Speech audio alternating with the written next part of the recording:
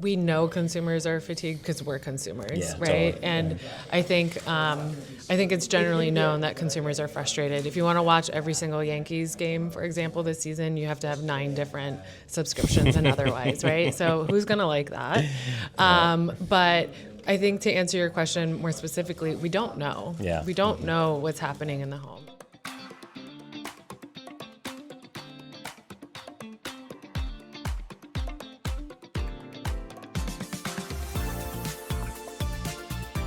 What's going on, everybody? Welcome back to another edition of the Ad Podcast. I'm here with Joanna Drews, the CEO of HyphaMetrics, on the last day of Possible. Joanna, thanks for spending some time with us. Hi, thank you for having me. Yeah, so tell me a little bit about yourself. Tell us about HyphaMetrics, where you guys sit in the ecosystem, and how is your Possible? Sure. Hi, everyone. Joanna Drews. Possible has been fantastic. Let's go. I'm so impressed with all the vendors, new companies. It's just totally like a huge energy boost, I think, that we all need. And the industry's gotten a bit tired over the last few years. So yeah, there's a lot of innovation with lower barriers to entry with vibe coding and AI and companies coming into the space that maybe weren't here traditionally. So yeah, exactly. a lot of new faces, which is interesting and exciting. Yeah, so I think Possible has been absolutely fantastic. Cool. Tell us more about HyphaMetrics. What do you guys do? HyphaMetrics. So we are a panel company. We're a measurement company. Nice. We've been around for a few years now. Nice. We build technologies that haven't previously existed. Mm-hmm. So everything we bring to market is net new. That's cool. We do not build it if it already exists. We believe that's adding to the problem when it comes to measurement, especially. Sure. And we are not here to become a rating or a currency. Okay. So ComScore is a customer of ours, as is NBCU. Interesting. And we have several brands as well. We sell to everyone in the ecosystem. We're data as a service.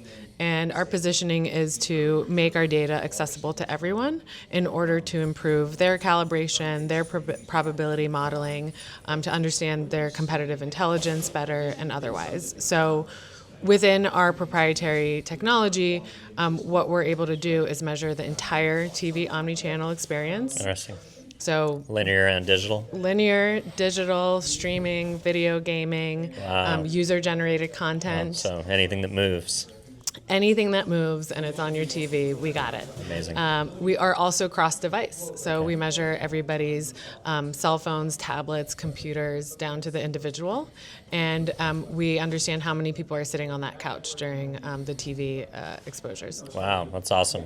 So are the types of things that you measure, what you would expect, viewability, completion, what are anything interesting and exciting and new? I love that idea of household quantification, like who's in the house and how many people are watching, because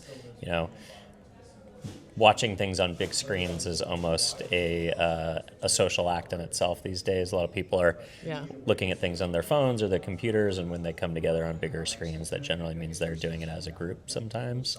Especially for things like sports and culturally relevant moments. So be curious, is that through device triangulation? Is that kind of the primary mode of figuring that out? Yeah, so it's a panel initiative. So we get the consent from the household. Okay. But it's our proprietary technology that allows us to measure absolutely everything. Interesting. Okay. So it looks like an Apple TV. It's a puck. It's a device. Okay, so it is a actual it's hardware device. Okay, very cool. And it's cloud-based. The software is cloud-based. So there's very little interaction with the household itself. We send them the device. It's a complete self-install, similar to you walking into Best Buy and buying a Roku today. You plug your HDMI cord into our puck. You do it for every single TV. And within that puck, there's Bluetooth and Wi-Fi beacons that act like Sonar. So that's how we know who's sitting on the couch. Got it. And then our proprietary software is sitting in the puck, and it's reading the video stream in real time. Interesting. And we have second-by-second measurement, no gaps, and it's available the next day through our API. Very cool. Yeah. How hard was it to launch a hardware business in the world of SaaS and data and all these things? It seems like you got some costs there. So, yeah. Well, it's one of those things that you would never do it if you knew how hard it was before you started. But, interestingly enough, fast forward to today, number one, we were a little bit too early to market with our capabilities. Mm-hmm. So while our marketplace was saying this data was needed a few years ago, when we made it available, we heard that it was too much, a little bit too often, which was a bit frustrating. Okay. But fast forward to today, I think our positioning is exactly what the industry needs. What's the sample size? We're at 1,500 households today. Amazing. And we'll be in 5,000 before September. Okay, awesome. What's the recruitment methodology? So we are representative of the U.S. population. Mm-hmm. We use the ARF survey as our universe, and we also match to the U.S. Census. Okay, awesome. So how was your possible? Oh, it's great. It's fantastic. All these new companies. We're incredibly excited by all the new companies and how AI is driving that growth. I think while it's exciting, there's also a bit of skepticism because of AI slop, as we're all fully aware of. A lot of, rogue coding and all sorts of things happening now. But content, it's kind of proliferating, But that's all due to bad data in, bad experiences out. We provide access to everybody to have the good data so that their AI, that calibration, their probability can be of the highest quality. So we stand as the seed set, essentially, to let everybody's data science do what it needs to do. We provide a gap filler, essentially, within all of the modeling, and we're the answer to closed-loop analytics because we measure absolutely everything. So when you're sitting in a data science team, you might have access to this type of mobile data and then that type of CTV data, and it's incredibly hard to merge the two data sets without knowing what their overlap is, and that's what we provide. So we're the gap filler, we're the bridge across all of these efforts in order to create a unified metric and unified visibility into actual human behavior. Awesome. Anything interesting you're seeing in consumer behavior? Yeah, I know this was the first year that we slipped below 49%. You have some contraction in the fast markets. A lot of these hardware providers are like, we don't need 700 channels. We need more premium and more interesting channels versus just anybody that wants to throw one up as a marketing effort. Or, you're sitting on a library. That doesn't mean it needs to be a fast channel. SVOD continues to be, I just subscribe to YouTube Premium finally because I didn't have ads everywhere else, and why have it on YouTube? Right. So are you seeing anything from like a user behavior of how trends are changing on consumption? Yeah, so we measure fast channels equally to linear and everything else, and there's a lot of binging happening on fast channels, which is really interesting. Yeah, so people will turn them on and just watch them.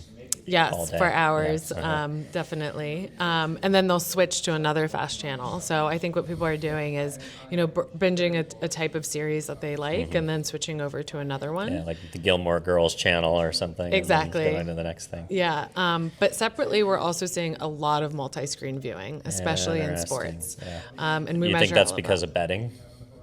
That's a good point. I never thought of that. I assume that sports fans, like to watch a lot of what's going on within their ecosystem. So that's where my assumption came from. But that's a really good point. Well, I think, betting is becoming more and more frictionless. And you have this emergence of like the micro bet, which is like high stakes, small dollars to drive, you get huge odds for betting $1 on something that's very unlikely. Yeah. But if it hits, you get a lot of money. I don't bet personally, at least unless I go to the horse races occasionally. But but I feel like the friction is being taken out of the stigma and then the gamification of it, and kind of like people being day traders during the COVID Robinhood ease of financial applications. I definitely think that could be an insight. But that's curious. Yeah, we'll have to look into that. Yeah, totally.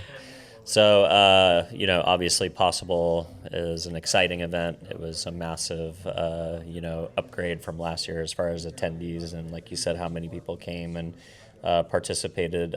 What was your strategy to kind of rise above the fray and make sure it was really productive for you? I think that we rise above the fray just with our positioning and who we are. So we have a ton of support from the industry, which is fantastic. Our data speaks for itself. So being able to be in a space where all of our colleagues are around and catch up very quickly has just been exponential to our efforts. But yeah, I mean, we differentiate ourselves by not licensing any other data sets, and we truly have a view. Right, exactly. So back to your question about, using ad-supported platforms or not.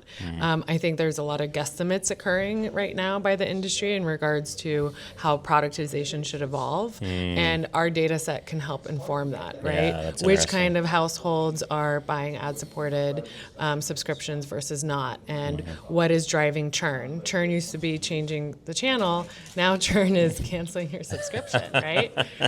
So that can be pretty devastating for a lot of companies. Do you feel we've reached peak SVOD? Like, even individual content creators now have paywalls, for their premium, get it first, a lot of news personalities launching their own networks and having their own paywalls, Patreon for creators, down to having a bundle for, every other channel under the sun. Feels like we're probably well past what HBO used to cost with the full, the